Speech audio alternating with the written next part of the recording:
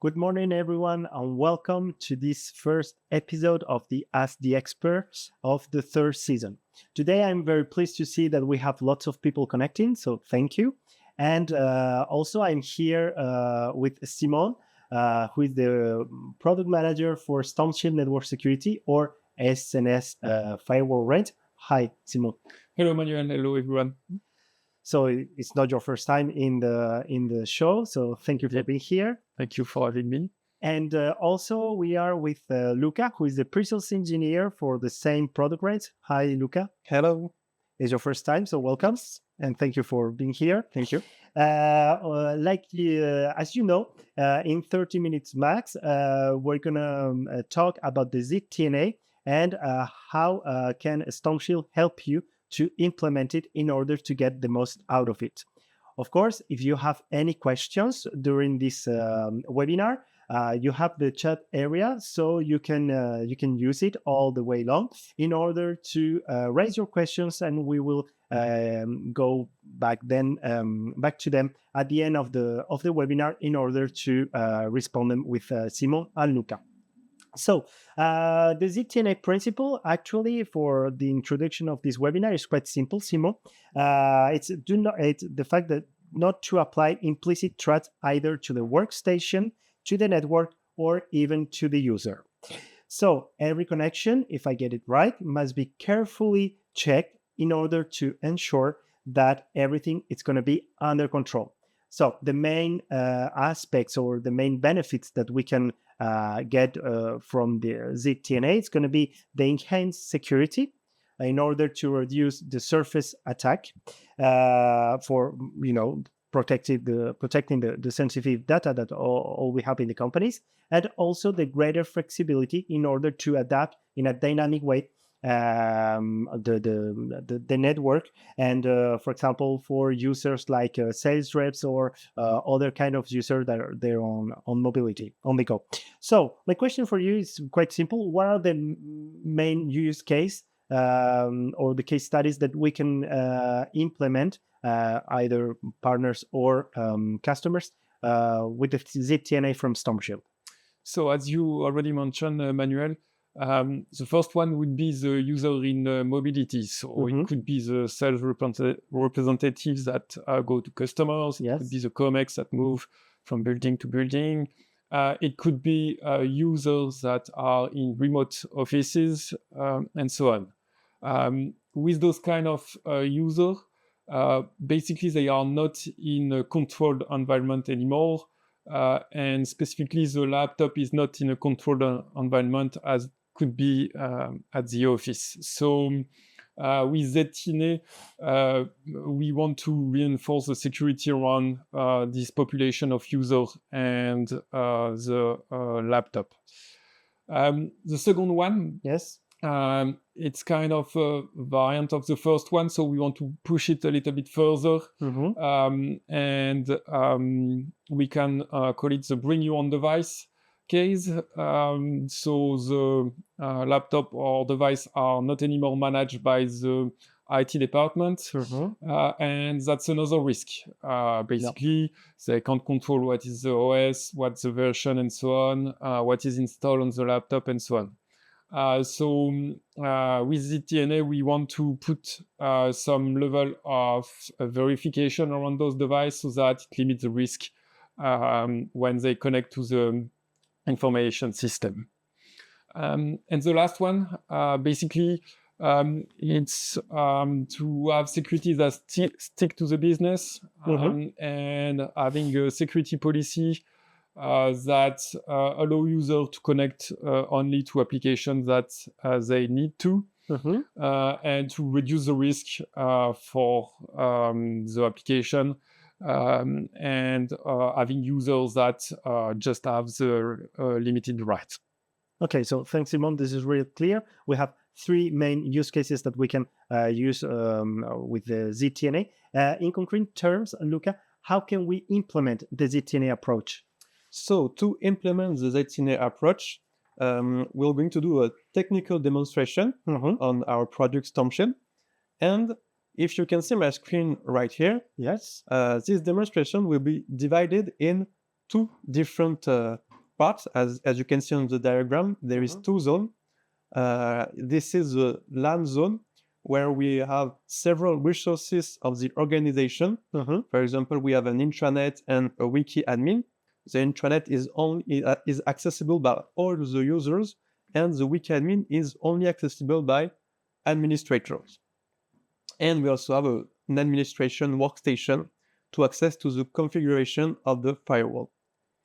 And the second part is the WAN zone. This is where we put the workstation, the Nomad workstation for mobile user.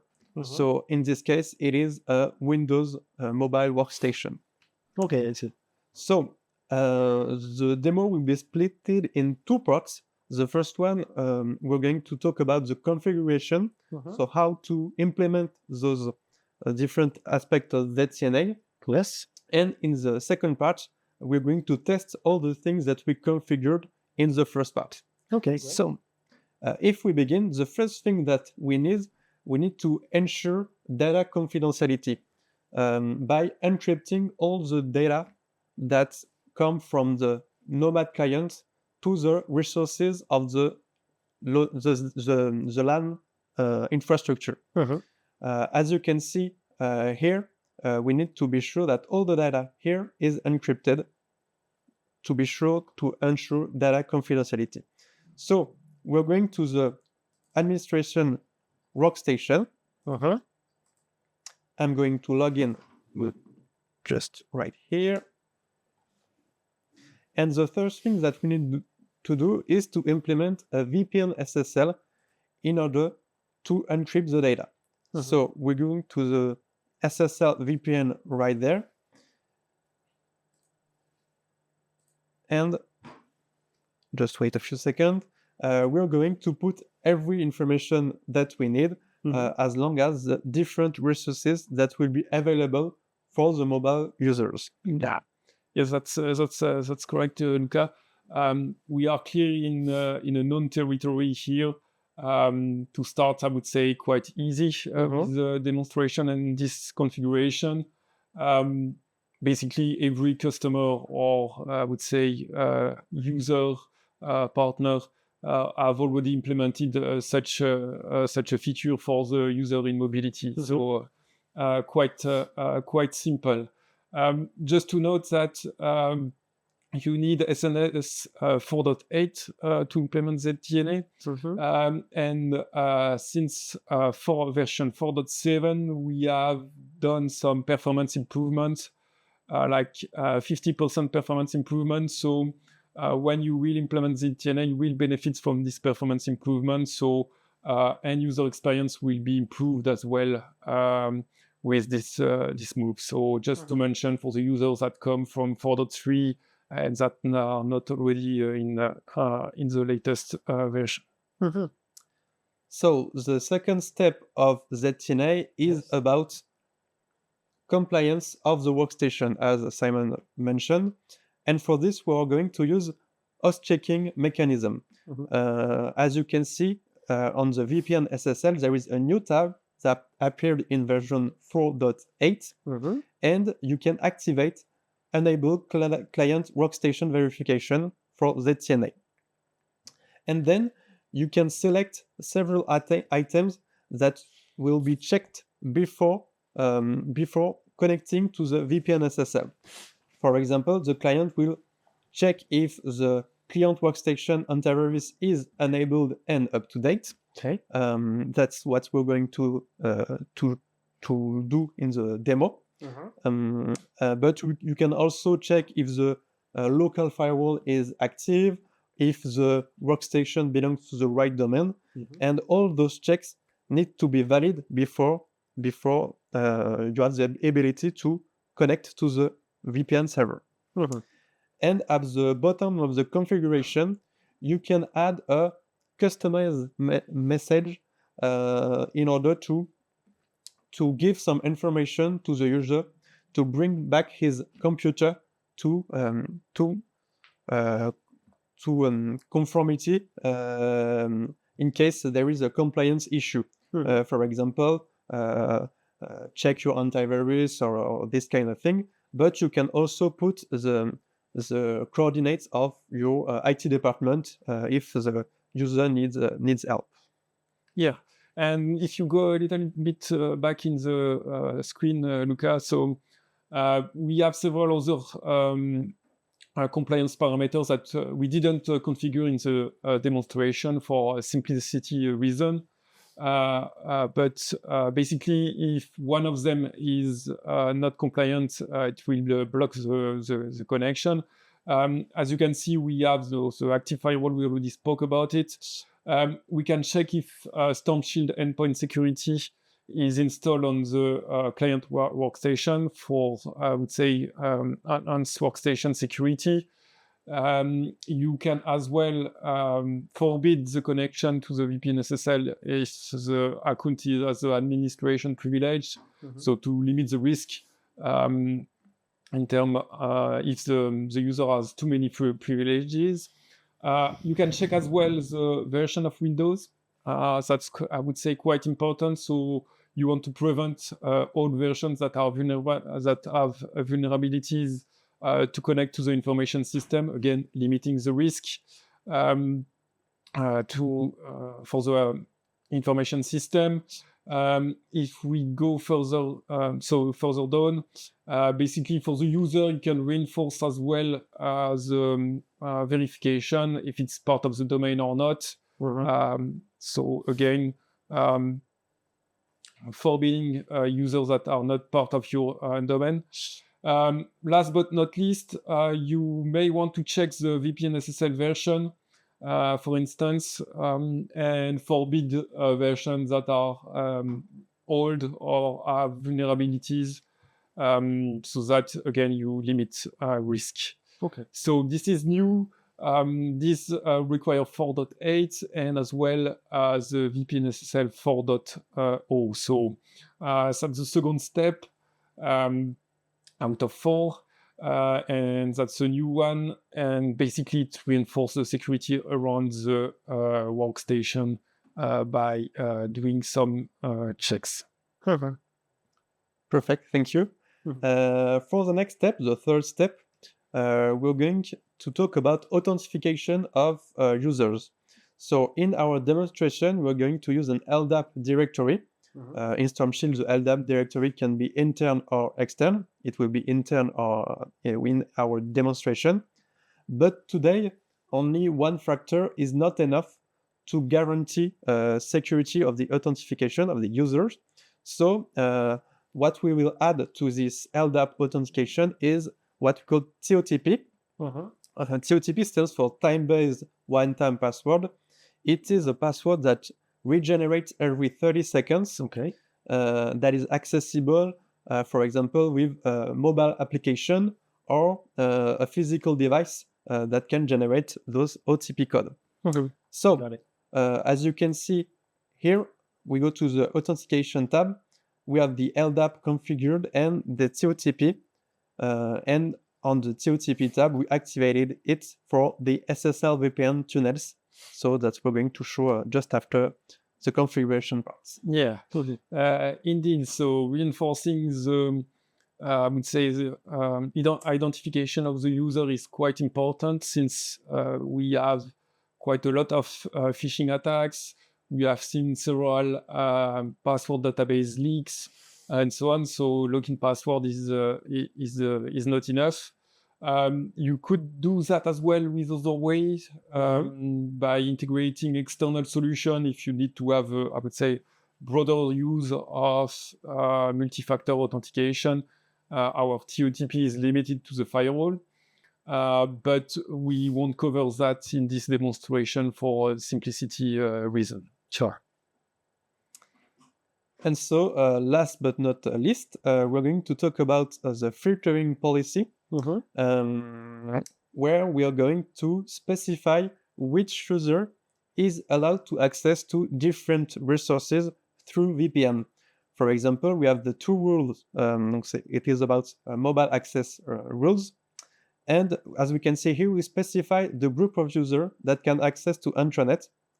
In our case, the group consultant have access to the intranet, and the group administrator have access to WikiAdmin. so that we bring network access control to our policy. So it is an important part of the ZTNA. Yeah, you're right. That's really limiting I would say, the risk. But still, I would say with current state of application use in companies, you can have really several tens of application, even hundreds of application. So it could be difficult to put in place for every application, because they went and go, and they evolve. So I would say the pragmatic rules here is to focus on the key criticals application of the company. Okay. So that's it for the first part of the demonstration. And now we're going to log in to the mobile workstation, just right here, the client Nomad.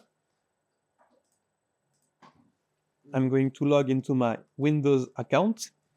And here, there's several things. So first, I will open my VPN SSL client right here, and I will put all the information that I need to authenticate. So I put my login, my password that I know, and I check the use multi-factor authentication, otherwise the connection will be refused. Okay. In the case of our demo, because we configured it. For the purpose of the demonstration, we're going to use a PC application for the generation of the TOTP code, but generally it is better to use a mobile phone, an application on your mobile, or a physical device, or like a car or something, like a card, a credit card that can generate OTP code if you power it. Okay. Yes, we will use this application for the purpose of the demo. So I will generate my OTP code, and I will write it just right there.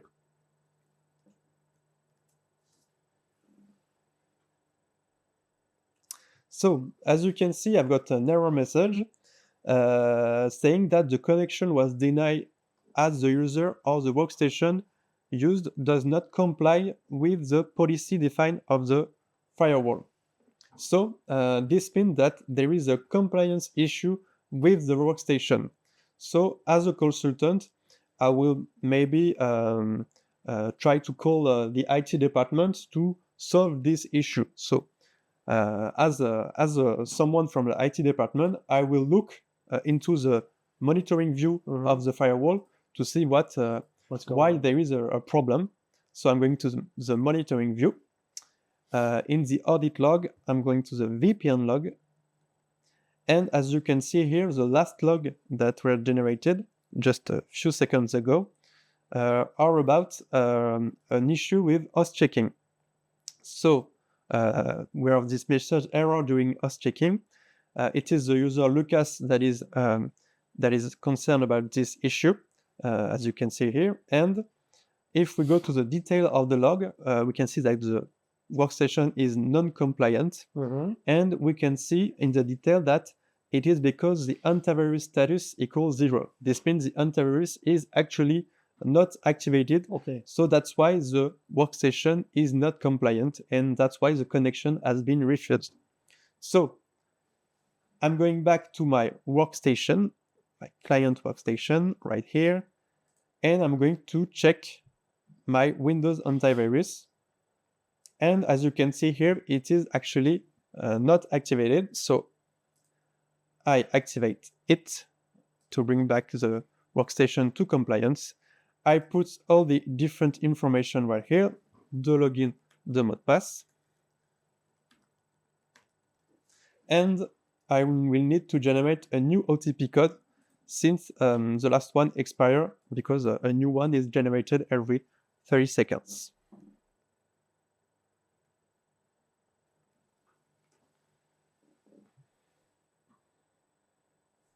So just wait a few seconds. Sorry. So as you can see here, I'm able to connect to the infrastructure right there. And for the last part, for the access control part, I'm going to try to log in to different resources. So for example, if I try to access to the intranet, it's 0.30 right here.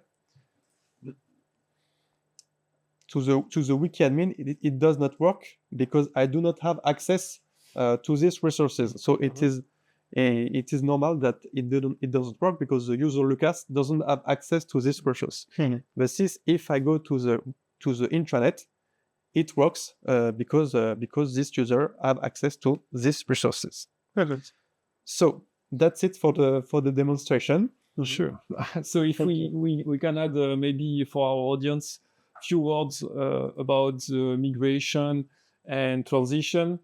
So as we said earlier, so you need SNS 4.8 and the VPN SSL 4.0. And to, I would say, simplify the transition, so SNS 4.8 is compatible with the previous version of the SSL VPN client, and SSL VPN client 4.0 is compatible with the older version of SNS. So you can install them on the flow whenever you need to, and once you have everything migrated, you will be able to do the full ZTNA on your park. So the prerequisite is really to have 4.8, SNS 4.8 and VPN SSL 4.0 to do the full ZTNA. On the previous scope, it will work with the other version. Okay, I understand. So thank you, Simon, and thank you also, Luca, for this complete demonstration. If you have further questions, if you want to know more, please use the question area in order to raise the question that you have, and we will go back at the end of the webinar. I also have a question, because we are implement this kind of ZTNA solution in order to increase the level of security, either for the workstation and also at the user level, like you said, Luca. I can imagine there are other competitors' solutions that there are available right now on the market, offering, I would say, the same possibilities. I'm talking the devil's part here. Can you explain in several words, guys, the advantages of using the ZTNA Stormshield approach? Yeah. First one, I would say it's flexibility. As we said earlier, it's good to have, I would say, a security posture that is as strong as possible, with filtering rules that is as close to the business as possible and as close to the user as possible. But it's difficult. It's challenging to manage that on the daily basis. So with SNS and as a VPN SSL, basically you can adapt that. I would say adapt the security depending on the criticality of the application and depending on the user. So you have that flexibility, because SNS doesn't do only ZTNA, it does as well other things. Secondly, I would say that Stormshield is not only about ZTNA. There is a lot of security feature, IPS filtering, URL filtering, network filtering, this kind of mechanism. And the ZTNA, all the different ZTNA aspects that we saw earlier are integrated in those in the whole security policy of your firewall, so that you have a really complete security over your network. So we spoke about the technical aspect, but we didn't spoke maybe about the main one, Manuel, price and money cost. The cost of it, how much does it cost? So basically it's included in the maintenance. So the first one? The first one. So I would say what we call the standard pack, or UTM pack, if you will. So you have that integrated. So you just need to do the upgrade, and then you are good to go. You can do the configurations that you need, and you don't need to pay extra to get that feature. That's a good thing about our approach. So customers basically can get their new firewall and the UTM pack and they good to go for implementing the ZTNA approach. Yeah, for new customer and existing customer, sure. Just upgrade. Okay. Furthermore, I would say that ZTNA is really easy to deploy because it's a combination of different aspects, as we saw in the demonstration, and perhaps you already have some of them. For example, it could be access control, it could be multi-factor authentication. You probably also have VPN for your users, for your mobile users, and the new feature here is about the host checking feature, and the combination of those different elements make the ZTNA able to perform here. Yeah. Last but not least, maybe in terms of, I would say, development at Stormshield, so SNS is certified and qualified by the ANSI, so it means that we undergo an audit about our development processes, so they are audited. We have a strong flow remediation process. We did an audit of our code, and our, I would say, ZTNA feature basically benefits from that auditing of the processes and so on. Part of the code as well is in the perimeter of the audit. So you have really something that is, I would say, reinforced and strong because of that process. So basically, it's really good because the ANSI that you're talking about is the major French expertise in cybersecurity, at least in France. So it's the equivalent in Europe. It's going to be ENISA. So basically, there are go under the loop of everything in the firmware in order to make sure and to make this kind of ZTNA reinforced. So we can talk about that. Yeah. So that is great, Simon. And so if I sum up really quick, guys, because we have some questions already on the chat area, we can say that the ZTNA is based on 4 pillars, I would say. So the first one is going to be the compliance of the station, in order to make sure that everything is fine. The second is going to be, like you said, look at the authentication, that it's going to be strong in a double way, the TOTP and so on. The third one is going to be the encryption of the network, to make sure, of course, that everything is, within the company, or you're sharing the information that you'd like to. And final, I would say it's going to be the restricted area or restricted access for several employees or, collaborators of the company, which means that the CFO will have larger access to confidential files, financial and so on, rather than a sales reps or even, the product manager, for instance. Am I right? Yeah. Yes. Yeah, okay. Indeed. Yeah. We could add as well, as we already mentioned, really you leverage existing product and feature and add other on top of what you already have. So really, it's, I would say, easy to deploy. It's cost effective, and it adds, I would say, another security level of what you already have with flexibility as well. Okay, so this is really clear. So thank you. So in this final part of the webinar, I would say we go through our audience questions. So are you ready, guys? Yes, sure. Right. So eventually, if you need more information about the ZTNA, please go to our website, and also please raise your question right now. We will be pleased to answer them. So the first question, are there any other features on the roadmap? Maybe. Yeah, sure. That's, I would say that's definitely for me. This, I would say, ZTNA is the first step.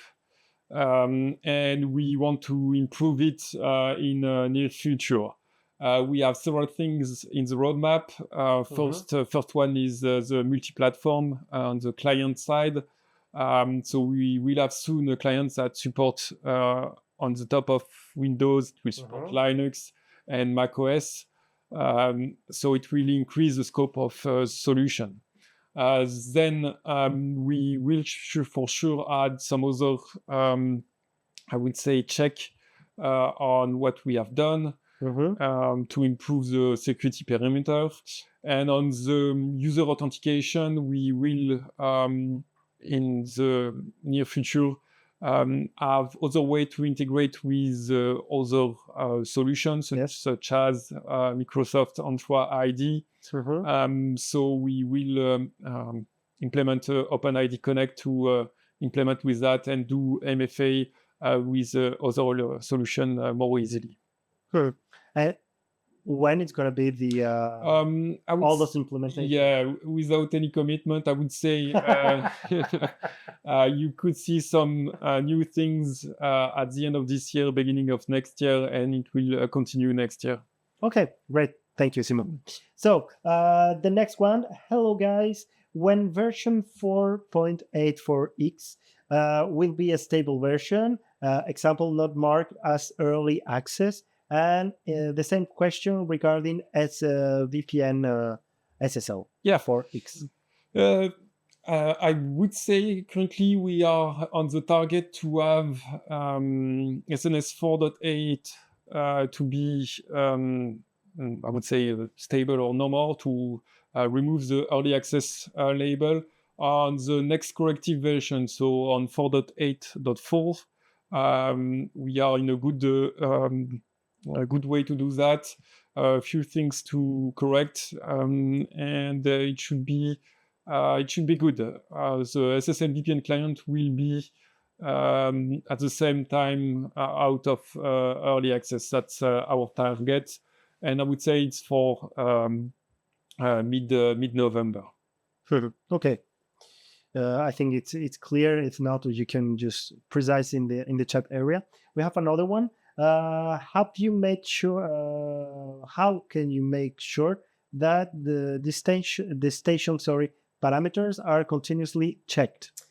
To do that, you can also check if you can deny the connection of an administrator with the ZTNA check, the host checking verification. So if you're not an administration, you cannot, for example, deactivate the antivirus or the local firewall. So you are sure that the configuration stays the same when you connect to the VPN. Okay, I think it's clear. Thank you, Luca. Is it planned already possible to use an existing Azure/Entra MFA for authentication? It's part of the roadmap. I would say it's possible today to use Entra ID by using, I would say, some additional module inside Entra ID that allow either LDAP, secured LDAP, or Radius, which are not, I would say, the standard way to integrate with Entra ID, but still you can do it at the moment. And it's in the roadmap to have the integration later on with, would say, standard way of integrating with Entra ID. So we have that in the roadmap. It's planned. It's already in development. Okay, perfect.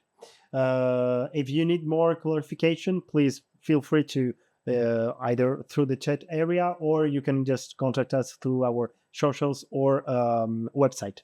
Also, we have another question. What happens to the logs when several host checking criteria are not validated?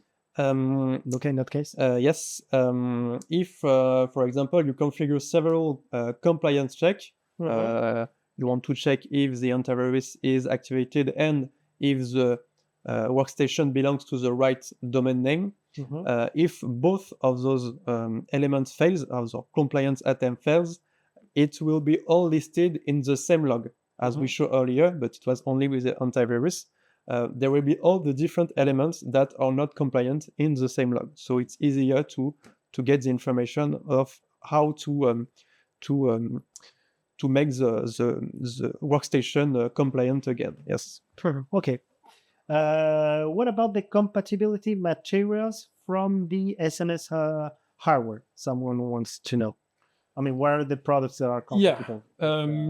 Basically, if your product is compatible with 4.x, meaning 4.3 or later, you are compatible with 4.8. So no change in the compatibility matrix. And of course, the latest materials like exactly. XS, M, S, XL, and so on. Indeed. We have users who do not use a mobile device, but use a FIDO2 like YubiKey for MFA.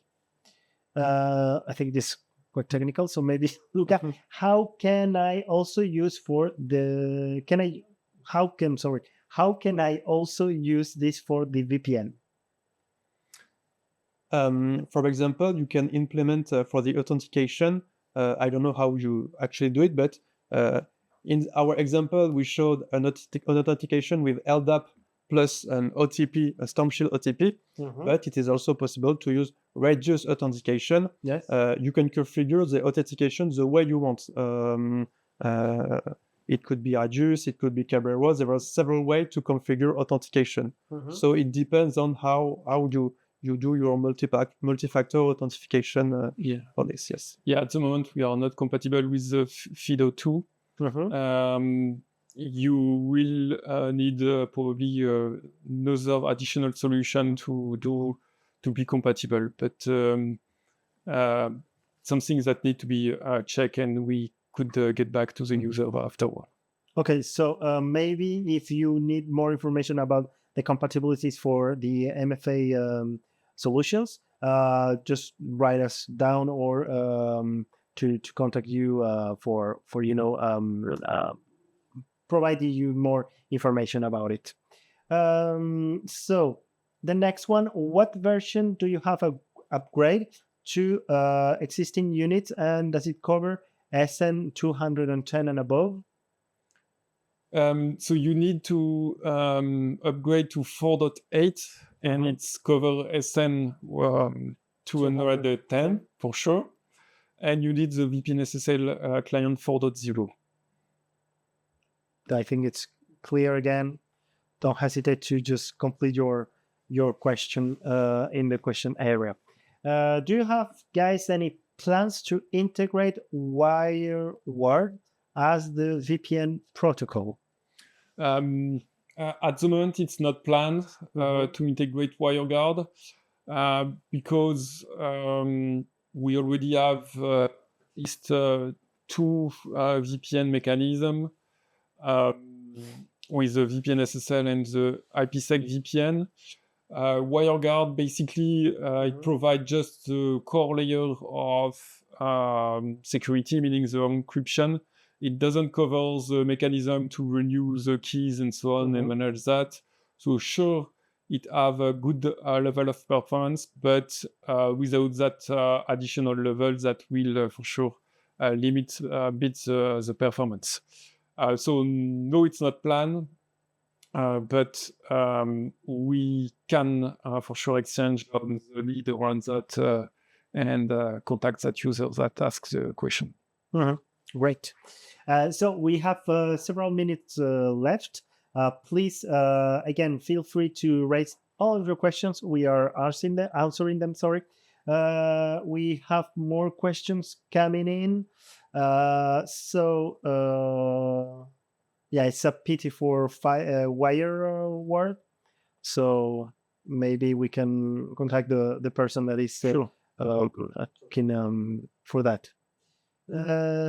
So we have one of the zero trust cross-cutting capabilities is automation and orchestration. How much is to integrate the feature presented in an automatic response process? For that part, we have an API. An API to integrate SNS in an automated process. We don't provide the orchestrator on our own because we think that it will be used beyond SNS, and so on. But you can integrate SNS in a broader way with an orchestrator using the API to automate the user provisioning, the application provisioning, and so on. Thank you, Simon. When connecting to the VPN, which element is checked first between user authentication and workstation compliance?